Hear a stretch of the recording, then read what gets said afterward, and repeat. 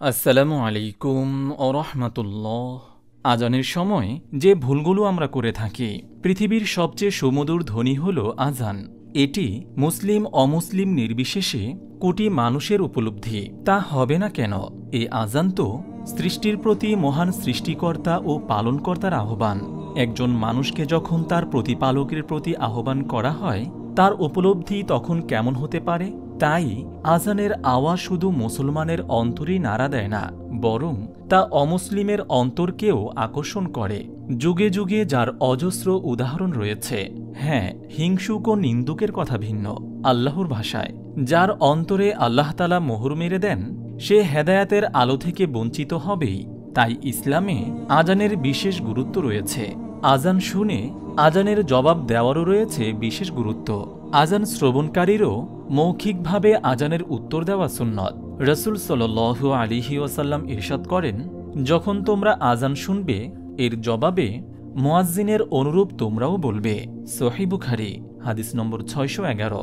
আজানের জবাব দেওয়ার পদ্ধতি। আজানের জবাব দেওয়ার পদ্ধতি হল, মুয়াজ্জিন প্রত্যেকটি বাক্য বলে থামার পর শ্রোতা ওই বাক্যটি নিজেও অনুরূপভাবে বলবে। কিন্তু মুয়াজ্জিন হাইয়া আলাস সলাহ ও হাইয়া আলাল ফালাহ বলার সময় শ্রোতা লা হাওলা ওয়ালা কুওয়াতা ইল্লা বিল্লাহ বলবে। এটাই বিশুদ্ধ অভিমত। সহিহ মুসলিম হাদিস নম্বর 385। তবে কোনো বর্ণনায় হাইয়া আলাস সলাহ ও হাইয়া আলাল ফালাহ বলার সময়ও মুয়াজ্জিনের অনুরূপ বলার অনুমতি দেওয়া হয়েছে। আস সলাতু খয়রুম মিনান নাওমের জবাব। ইসলামী ফিকহের বিভিন্ন কিতাবের বর্ণনা মতে ফজরের আজানে আস সলাতু খয়রুম মিনান নাওমের জবাবে সদাকতা অবারকতা পড়বে।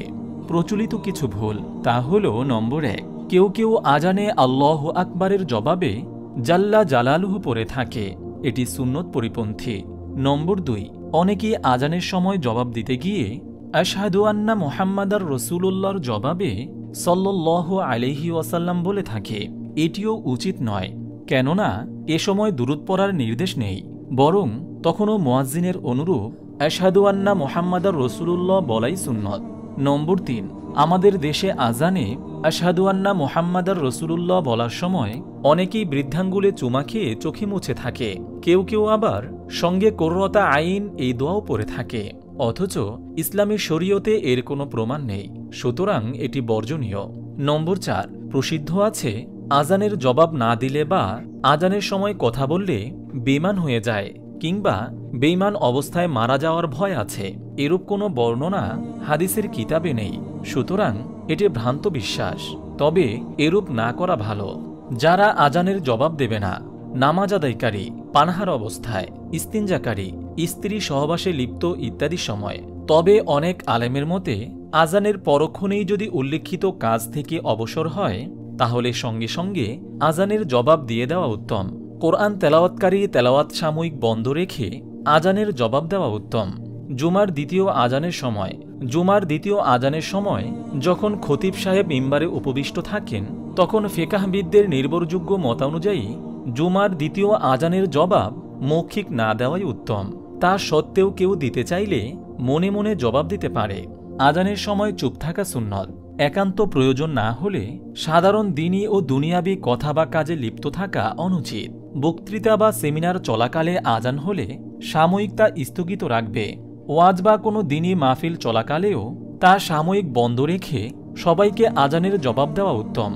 মনে রাখতে হবে, একজন আজানের জবাব দিলে সবার পক্ষ থেকে তা আদায় হয়ে যায় না, কেননা আজানের জবাব দেওয়া শ্রবণকারী সব মুসলমানের জন্য সুন্নত। রেডিও ও টেলিভিশনে আজানের জবাব। মুয়াজ্জিনের আজান রেডিও টেলিভিশনে সরাসরি সম্প্রচার করা হলে তার জবাব দেওয়া সুন্নত, রেকর্ড করা হলে তার জবাব দেওয়া সুন্নত নয়। আজানের পর দোয়া। আজানের পর দুরূদ শরীফ ও দোয়া পাঠ করা সুন্নত। হাদিস শরীফে এর ফজিলত বর্ণিত হয়েছে। রাসূল সাল্লাল্লাহু আলাইহি ওয়াসাল্লাম ইরশাদ করেন, যে ব্যক্তি আজানের পর আল্লাহুম্মা রব্বা হাযিহিদ দা এই দোয়াটি পাঠ করবে, তার জন্য আখিরাতে আমার সুপারিশ অবধারিত। সহিহ বুখারী হাদিস নম্বর 614। আজানের পর হাত তুলে মোনাজাত। আজানের পর দুরূদ শরীফ পড়ে একটি বিশেষ দোয়া পড়ার কথা হাদিস শরীফে রয়েছে, তবে আজানের পর হাত তুলে দোয়া পড়া ও মোনাজাত করার কথা হাদিসে নেই। আজানের মতো মুসল্লিদের একামতের জবাব দেওয়া মুস্তাহাব। একামতের জবাবও আজানের অনুরূপ। শুধু একামতের মধ্যে কদ কওমাতিস সলার জবাবে আকামাহাল্লাহু আদামাহা বলবে। হযরত আবু উমামা রাদিয়াল্লাহু তাআলা আনহু থেকে বর্ণিত, একবার হযরত বেলাল রাদিয়াল্লাহু তাআলা আনহু একামত দিচ্ছিলেন। তখন নবী করিম সাল্লাল্লাহু আলাইহি ওয়াসাল্লামও তার সঙ্গে আজানের অনুরূপ উত্তর দিয়েছেন। তবে কদ কওমাতিস সলাহ বলার সময় বলেন আকামাহাল্লাহু আদামাহা। আবু দাউদ হাদিস নম্বর 528। আপনি যদি এরকম ভিডিও আরও পেতে চান তাহলে এই চ্যানেলটি সাবস্ক্রাইব করে পাশে রাখা বেল আইকনটি অন করে দিন।